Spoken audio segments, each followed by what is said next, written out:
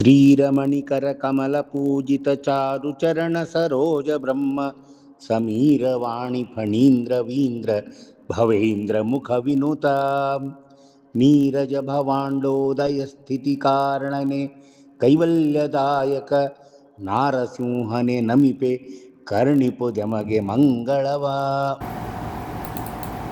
श्री गुरुभ्यो नमः। ஹரி சர்வோத்தமா வாயு ஜீவோத்தமா. அனைவருக்கும் வணக்கம். இந்த சேலம் பாலாஜி அப்படிங்கிற யூடியூப் சேனலுக்கு உங்களை மீண்டும் வரவேற்பதில் நான் பெருமகிழ்ச்சி அடைகிறேன். இது 252வது எபிசோட். ஸோ இந்த தடவை என்ன பண்ணுறோன்னா, நரசிம்ம ஜெயந்தி வருகிறது. ஆக்சுவலி முடிஞ்சு போச்சு. இந்த இது வரும்போது நரசிம்ம ஜெயந்தி முடிந்திருக்கும். ஸோ நரசிம்ம ஜெயந்தியை ஒட்டி அவரை போற்றி கோபாலதாசர் எழுதிய ஒரு பாடலை தான் எடுத்துக்கொண்டிருக்கிறோம். காயோ ஸ்ரீ நரசிம்மா காயோ ஜெய நரசிம்மா அப்படிங்கிற ஒரு பாடலை எடுத்துக்கொண்டிருக்கிறோம்.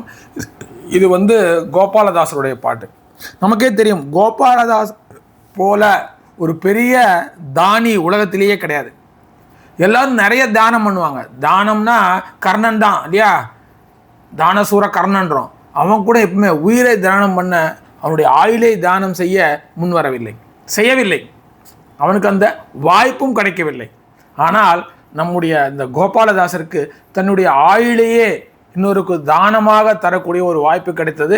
அந்த வாய்ப்பை பயன்படுத்தி கொண்டு தன்னுடைய ஆயுளிலே ஒரு பகுதியை அவர் ஜெகநாததாசருக்கு கொடுத்து விடுகிறார். 40 ஆண்டுகள் கொடுத்து விடுகிறார். ஸோ அத்தகைய பெரிய தானி இவர். அதனால் அவருக்கு தெரியும் தனக்கு மிருத்யு சீக்கிரமாக வரும். அவருக்கு கடைசிட்ட 39 வயதிலே இறந்து விடுகிறார். அவர் தானம் கொடுத்தது உண்மை. அதனால் அவருடைய 39வது வயதிலேயே அவர் இறைவனடி சேர்ந்து விடுகிறார். அதனால் அவருக்கு தெரியும் தனக்கு மரணம் சீக்கிரம் வரும் அப்படின்னு தெரியும். அதனால் பார்த்திங்கன்னா நிறைய வைராகிய பாடல்களை அவர் பாடுவார். அதுலேயும் சொல்வார், எனக்கு நீ இதை காப்பாற்று, இந்த மரணம் வரும்போது என்னை நீ காப்பாற்று அப்படின்னு சொல்லிட்டு பாடுவார். அது மாதிரியான ஒரு பாடல் தான் இது. அவர் என்ன பண்ணுறாரு, நரசிம்மனை பார்த்து வேண்டுகிறார். காயோ ஸ்ரீ நரசிம்மா காயோ ஜெய நரசிம்மா அப்படிங்கிற பாடல். இந்த பாடலை திருமதி சித்ரா பாலாஜி அவர்கள் பாடியிருக்கிறார்கள். ஸோ அவருக்கு என்னுடைய நன்றியும் வணக்கத்தையும் தெரிவித்துக் கொள்கிறேன். இப்போ நம்ம என்ன பண்ணால், திருமதி சித்ரா பாலாஜி அவர்கள் பாடிய பாடலை கேட்போம். அதற்கு பிறகு பாடலுக்கான அர்த்தத்தை பார்ப்போம். வாங்க இப்போ திருமதி சித்ரா பாலாஜி அவர்கள் பாடிய பாடலை கேட்போம். காயோ ஸ்ரீ நாரசிம்ம காயோ காயோ ஜெய நாரசிம்ம காயோ காயோ ஸ்ரீ நரசிம்ம த்ரயம்பகாத்யமரேச பயாந்த திமிர மார்த்தாண்ட ஸ்ரீ நரசிம்ம காயோ காயோ ஸ்ரீ நரசிம்ம காயோ ಘೋರ ಅಕಾಲ ಮೃತ್ಯು ಮೀರಿ ಬರಲು ಕಂಡು ಧೀರನಿ ಬಿಡಿಸ ದಿನ್ಯಾರೋ ಶ್ರೀ ನಾರಸಿಂಹ ಕಾಯೋ ಕಾಯೋ ಶ್ರೀ ನಾರಸಿಂಹ ಕಾಯೋ ಭೀಷಣನೆ ಸುಭದ್ರ ದೋಷ ಮೃತ್ಯುಗೆ ಮೃತ್ಯು ಸುಷುಮ್ನ ನಾಡಿ ಸ್ಥಿತ ವಿಭುವೆ ಶ್ರೀ ನಾರಸಿಂಹ ಕಾಯೋ ಕಾಯೋ ಶ್ರೀ ನಾರಸಿಂಹ ಕಾಯೋ ಜ್ಞಾನರಹಿತನಾಗಿ ನಾನಿನ್ನ ಮರೆತರೆ ನೀನು ಮರದದಕ್ಕೆ ಪೇಳೋ ಶ್ರೀ ನಾರಸಿಂಹ ಕಾಯೋ ಕಾಯೋ ಶ್ರೀ ನಾರಸಿಂಹ ಕಾಯೋ ಪ್ರಬಲೋತ್ತಮನೆನಿಸಿ ಅಬಲರ ಕಾಯತೀರೆ ಸಬಲರು ಕಂಡು ಮೆಚ್ಚುವರೇ ಶ್ರೀ ನಾರಸಿಂಹ ಕಾಯೋ ಕಾಯೋ ಶ್ರೀ ನಾರಸಿಂಹ ಕಾಯೋ ಪಾಲ ಮುನಿರ ಆಕಾರ ಪದುಮೇ ಮನೋಹರ ಗೋಪಾಲ ವಿಠಲ ಜಗತ್ಪಾಲ ಶ್ರೀ ನಾರಸಿಂಹ ಗೋಪಾಲ ವಿಠಲ ಜಗತ್ಪಾಲ ಶ್ರೀ ನಾರಸಿಂಹ ಕಾಯೋ ಕಾಯೋ ಶ್ರೀ ನಾರಸಿಂಹ ಕಾಯೋ காயோ ஜெய நாரசிம்ம காயோ. திருமதி சித்ரா பாலாஜி அவர்கள் நன்றாக பாடியிருந்தார்கள். அவருக்கு என்னுடைய பாராட்டுதலையும் வணக்கத்தையும் தெரிவித்துக் கொள்கிறேன். இப்போ பாட்டோடைய பல்லவி அனுபல்லவியை பார்ப்போம். காயோ ஸ்ரீ நாரசிம்மா, காயோ ஜெய நாரசிம்மா, காயோ ஸ்ரீ நாரசிம்மா, திரம்பகாத்திய அமரேச பயாந்த திமிர மார்த்தாண்ட ஸ்ரீ நரசிம்மா. அதாவது என்னை காப்பாற்றப்பா நரசிம்மா, ஜெய நரசிம்மா. எத்தகைய நரசிம்மன் நீ? திரியம்பகாத்திய அமரேச, அந்த சிவன் முதலான அமரர்களால் வணங்கப்படுகின்ற நரசிம்மனே. பயாந்த திமிர மார்த்தாண்டா, அந்த பயம் என்ற அந்தகாரம் இருக்கிறது இல்லையா, பயம் அப்படியே என்கின்ற இருட்டு இருக்கிறது இல்லையா, அந்த இருட்டுக்கு சூரியன் போன்றவனே நரசிம்மனே என்னை காப்பாற்றப்பாங்க. பயாந்த திமிர மார்த்தாண்ட, மார்த்தாண்டான்னா சூரியன். ஸோ அந்த பயம் என்ற அந்தகாரம் இருக்கிறது, இருட்டு இருக்கிறது இல்லையா, திமிரனாலும் இருட்டு தான். ஸோ அதற்கு சூரியனை போல வந்திருக்கின்ற நரசிம்மனே என்னை நீ காப்பாற்றப்பா, எனக்கு அந்த பயத்தை நீக்கப்பா அப்படின்றார். அந்த மரண பயத்தை நீக்கு அப்படின்றார். அதுதான் இதனுடைய பின்னணி. இப்போ பாடலுடைய முதல் சரணத்திற்கு போவோம். ಘೋರ ಅಕಾಲ ಮೃತ್ಯು ಮೀರಿ ಬರಲು ಕಂಡು ಧೀರ ನೀ ಬಿಡಿಸಿದ್ದಾರೋ ஸ்ரீ நரசிம்மா. இப்போ அந்த மரணம் நெருங்கி கொண்டிருக்கிறது, கோர மரணம் நெருங்கி கொண்டிருக்கிறது, அபார இல்லையா, அபமிருத்யு நெருங்கி கொண்டிருக்கிறது, அது மீறி வந்து கொண்டிருக்கிறது. அப்போ அதை பார்த்து தீரனான நீ அதனிடந்து என்னை காப்பாற்ற விட்டால் வேறு யார் என்னை காப்பாற்றுவார்கள்? கோர அகால மிருத்யு மீறி பரலு கண்டு. ஸோ அந்த அகால மிருத்யு வந்து கொண்டிருக்கிறது. அப்படி வந்து கொண்டிருக்கும் பொழுது அதை தடுத்து என்னை காப்பாற்ற வேண்டியது யாரு? நீதான். அந்த மரண பயத்தை போக்கி என்னை காப்பாற்ற வேண்டியது யாரு?